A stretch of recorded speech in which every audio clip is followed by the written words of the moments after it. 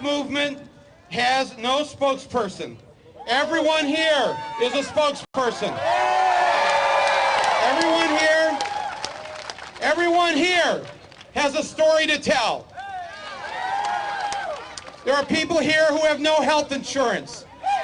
There are people here who do not have a job. There are people here who are living in poverty. There are people here who have jobs but have been told to take less. And I invite you to interview the thousands of other spokespeople who are here at Occupy Oakland.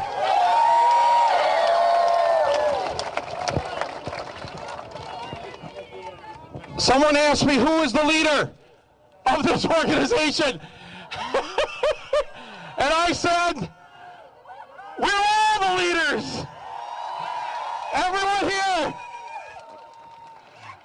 We're all a leader and we're all a follower. We're all doing this together. The media and the power establishment is having a hard time figuring this out.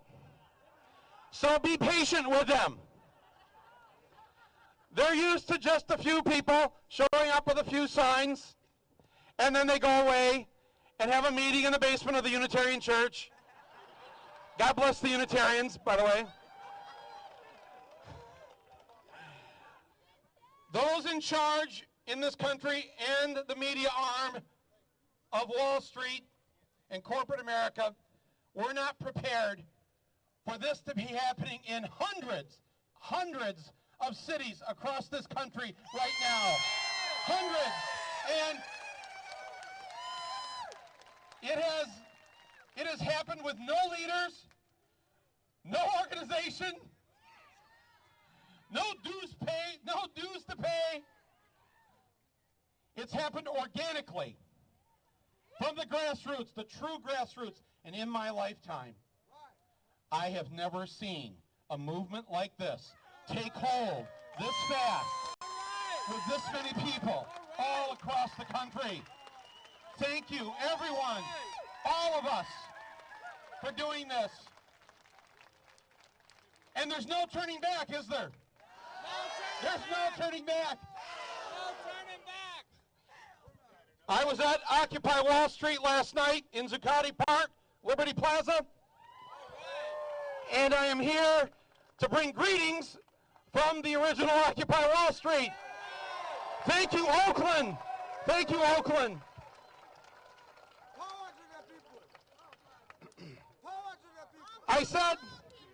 I said, what are we going to do with winter coming? There was almost a freezing rain last night in New York City.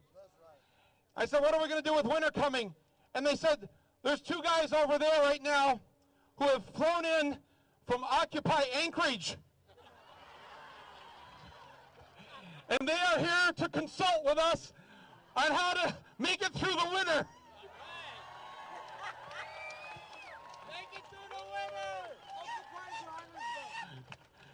They said there's even an ice company in New Jersey that has offered large blocks of ice to build igloos in Zuccotti Park. The mayor and the police and Wall Street are hoping that the winter will kill the movement.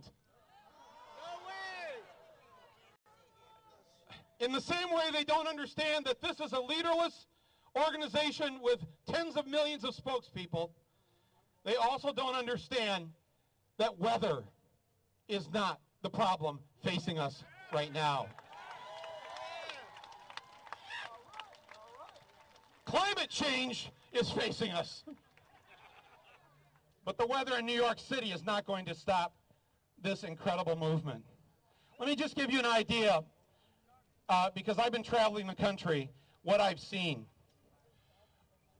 There's a town about maybe 150 miles east of here called Grass Valley, California. Are you familiar with it?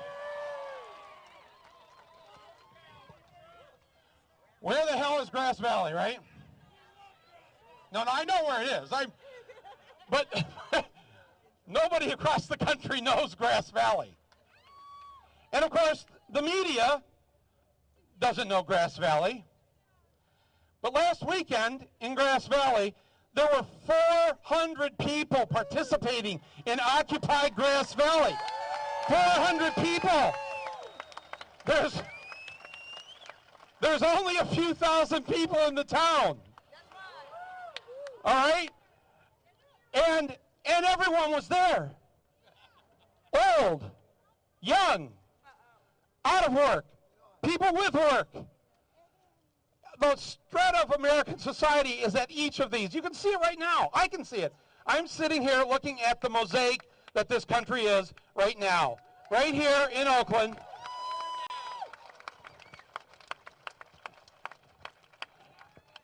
This is, we'll get the cameras to turn around here just as, you know, I don't understand it either. I've wondered this for a long time, and I've tried to explain to them that this is not what people want to look at while they're eating dinner and watching the 6 o'clock news. So, I'm sorry for this. But I'm getting healthy. And I'm now in my 10th month with no red meat.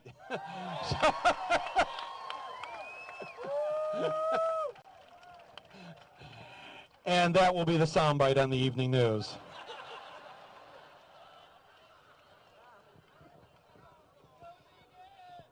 Now, this is the first of these that I've spoken at where there's an amplified sound system. What laws are we breaking here right now? A lot of laws.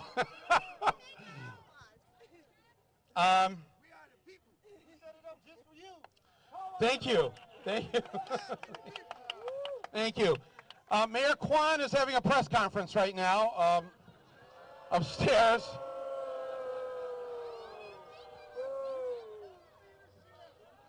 I sent her an email asking if we could speak while I was here. But I have to tell you, the other night, both Tuesday and Wednesday night, not being here and watching from afar what took place here was really horrifying to see this in this country. It made the rest of the people in the United States aware of something that maybe many of you have been aware of for the last decade. And that is the militarization of our local police departments.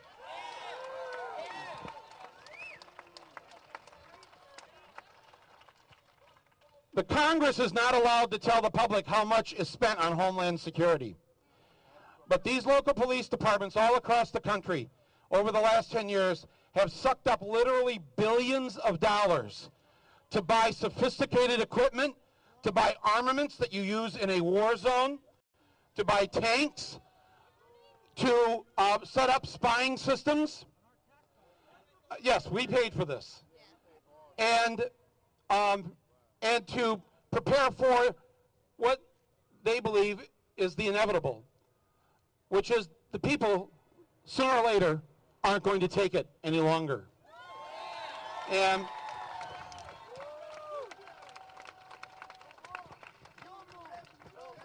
ten years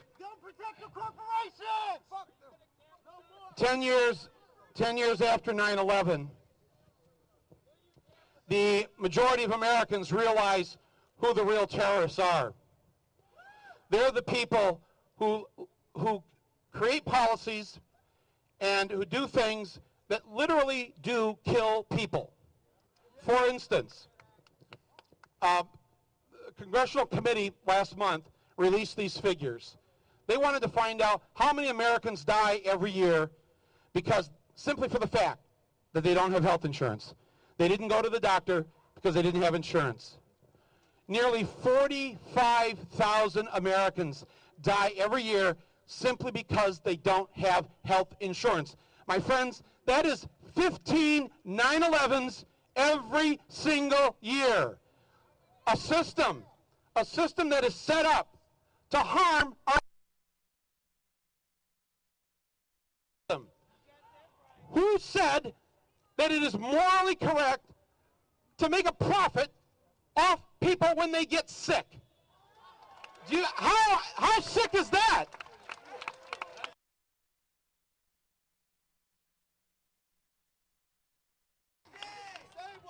I can tell you how much money has corporate America made from these two wars. These two illegal, immoral wars. How much have they made? We are still spending over $2 billion a week on these wars. What could we do with that money if it was here in Oakland, in Flint, Michigan, and across the country?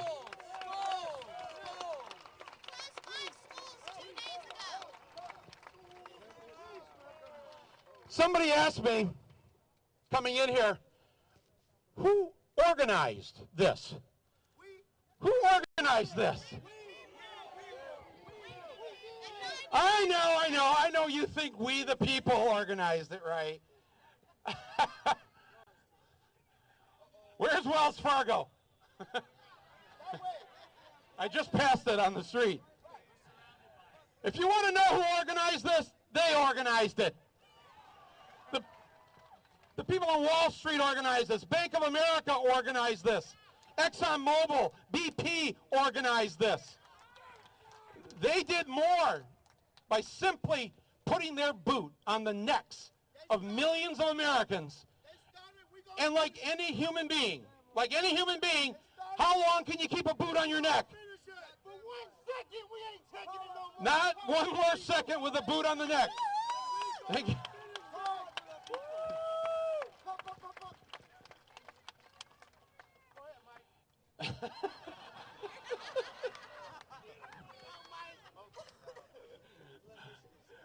You know, he said it's Oakland style. We're doing this Oakland style.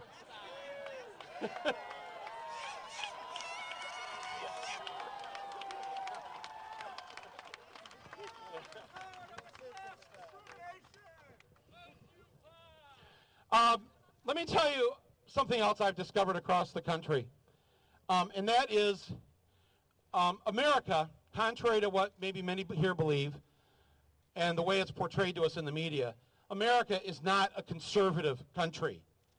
Most Americans are actually quite liberal in their beliefs. They may not call themselves liberals, but if you look at any of the polls, the majority of Americans come down on the liberal side of the issue on just about every single issue. The majority of Americans are against these wars. The majority of these Americans want universal health care. The majority of Americans believe women should be paid the same as men. The majority of Americans want stronger environmental laws, not weaker ones. And for the first time last month, in the poll that was taken, for the first time, 54%, the majority of Americans say they believe gay marriage should be the law of the land. That's the country you live in. That's the country you live in. And I know to people in the Bay Area, it may seem to get a little scary as you head toward Richmond. Or did I pick the right town? Oh, I need another town. What? As you head toward Walnut Creek,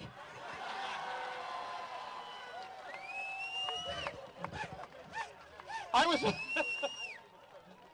just trying to remember BART stops. Here, can I just put that down there? Okay, sorry.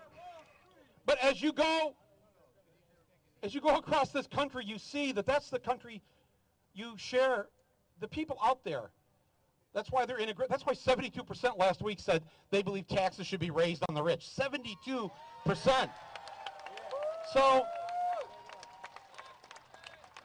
to the media who are here, this is a few thousand people, but everybody here represents a few thousand more, or a few 10,000 more. Everybody here. That's how large this is. That's why it can't be stopped. Too many people have been thrown out of their homes.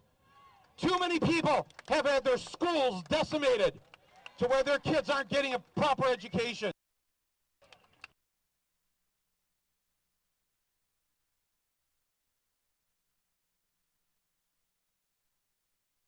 It benefits those in charge to have an ignorant population, to have a population with 40 million people in it that cannot read and write above a 4th grade level. Who benefits from that? It's like they've set up the schools now to make sure that you can operate the cash register at McDonald's and you know how to greet someone in a sentence with a noun and a verb in it as they come into Walmart. Let me tell you who does know that the people of this country have had it, and that there's a very progressive thread and vein going through this country right now. That's the other side. Wall Street, corporate America, the right wing. They know this is a liberal country. All you have to do is turn on talk radio or Fox. Let me ask you this. If this was a conservative right-wing country, if you turned on Fox News every night, wouldn't they just be yippity-doo-dah, yippity-day? They're not that way, are they? They're like, rah! Every night it's rah! Rah! They're just, there's a reason why they want to suppress the vote next year. There's a reason why they're passing laws throughout the country to make it harder for poor people, for senior citizens, for people of color to vote. There's a reason they're doing that. What's the reason? They know, no, it's very simple. They can do math. They know they're in the minority. They know they're in the minority. Otherwise, really, why would you want to suppress the vote if you thought America agreed with you? You wouldn't do that, would you? No, if you believed America was with you, you'd be setting up voting booths in every aisle of every Walmart all across the country. But that's not what they're doing. I also want to tell you, especially those of you who have been camping out here, thank you for doing that.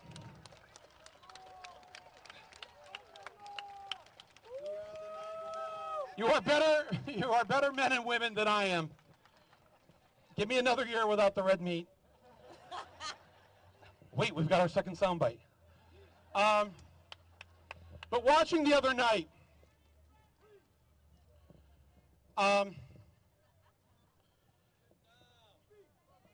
Scott Olsen. It is absolutely criminal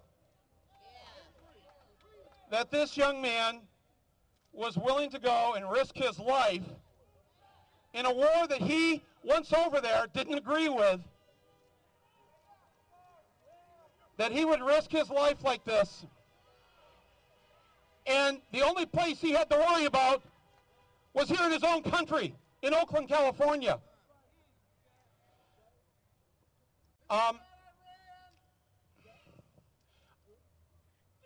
I think, well, one thing we can do for the media who are here is to let them know that we are all Scott Olsen.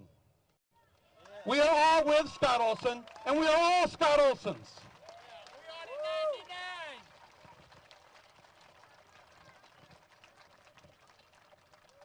And we will not tolerate our fellow citizens being treated that way by the people that we fund with our tax dollars. I don't pay people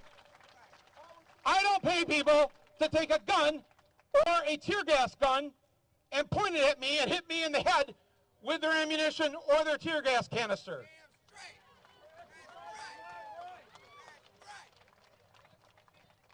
That would be as crazy as me coming up to you right now and saying to you, oh, by the way, would you just punch me in the face?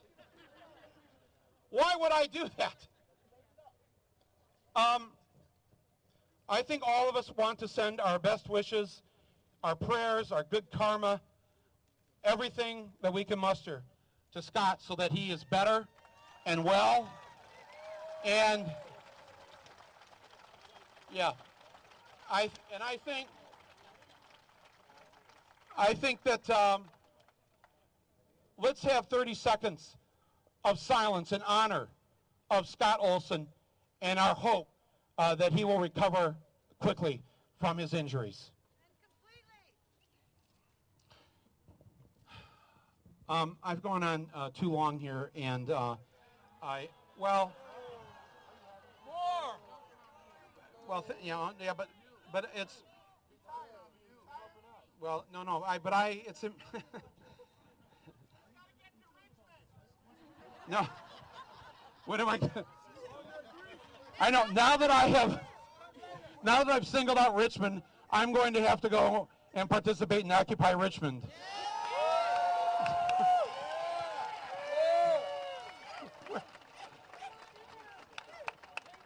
Or Walnut Creek.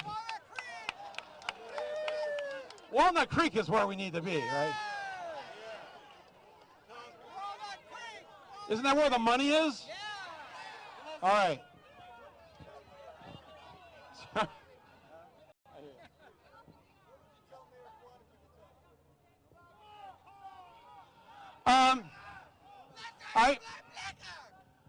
I understand that Mayor Kwan is, she's finishing up her press conference, and I am going to try and see if I can talk to her. You know, I saw her. I'm sorry that when she came yesterday to talk, that she didn't wait to speak at the General Assembly, because I think they.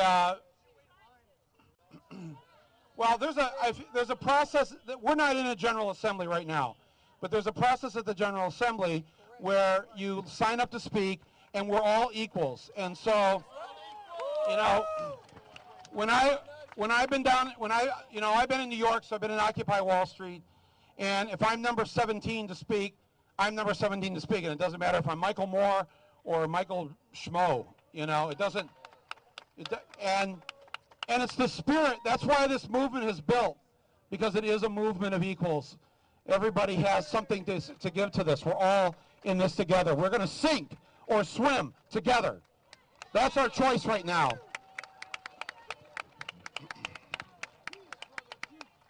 When I was there last night, somebody asked one of the people in the media tent, "What are the goals? What are you trying to accomplish?"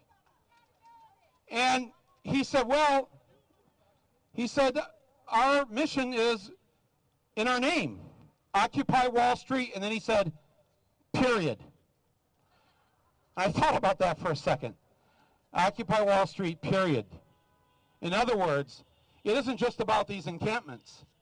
It's that we're not stopping until we, the people, occupy our economy that runs this country.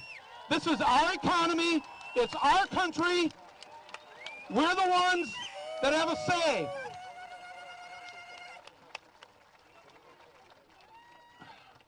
And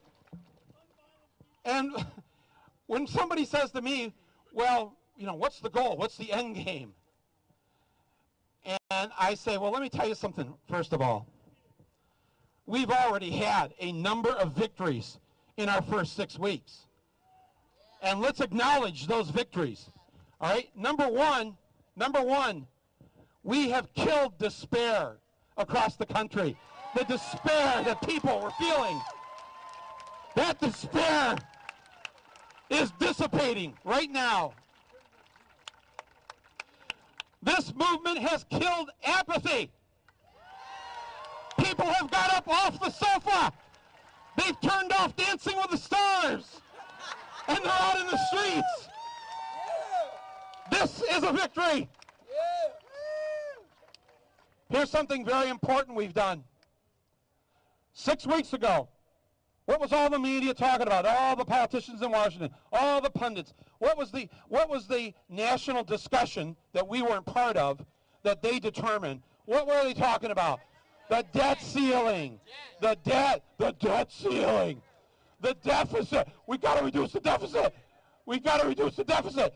Over and over and over all summer long. The debt ceiling, the deficit, the debt ceiling, the deficit. Can I ask you honestly, when's the last time in the last few weeks you heard them talking about the debt ceiling or the deficit?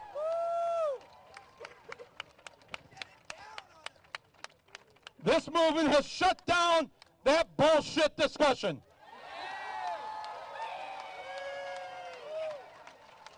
That is a huge victory.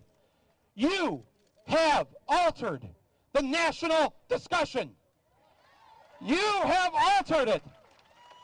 This is what people are talking about in every town and city and village across America. Occupy Oakland. Occupy New York.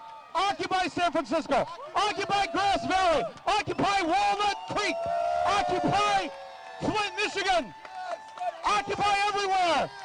This is the discussion we're going to have, and we're not ceding the discussion to anybody else.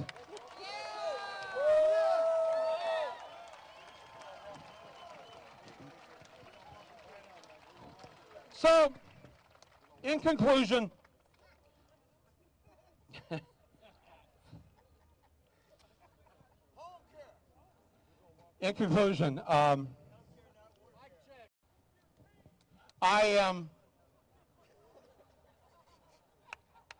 did you just yell at a disabled guy to move his cane?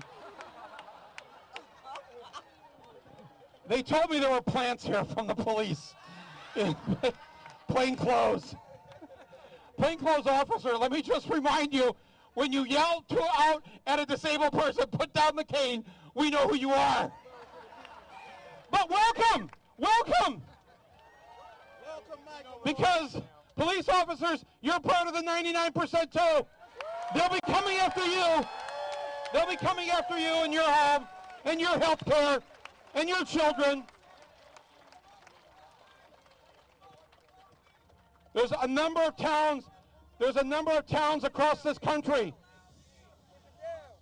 There's a number of towns across this country that are behaving differently than Oakland. There are police departments and police unions. Hang on. There are police departments and police unions across the country supporting the Occupy movements in their towns. Albany, New York, a beautiful example. The governor told them to remove the people, and the police said, we don't consider that part of police work.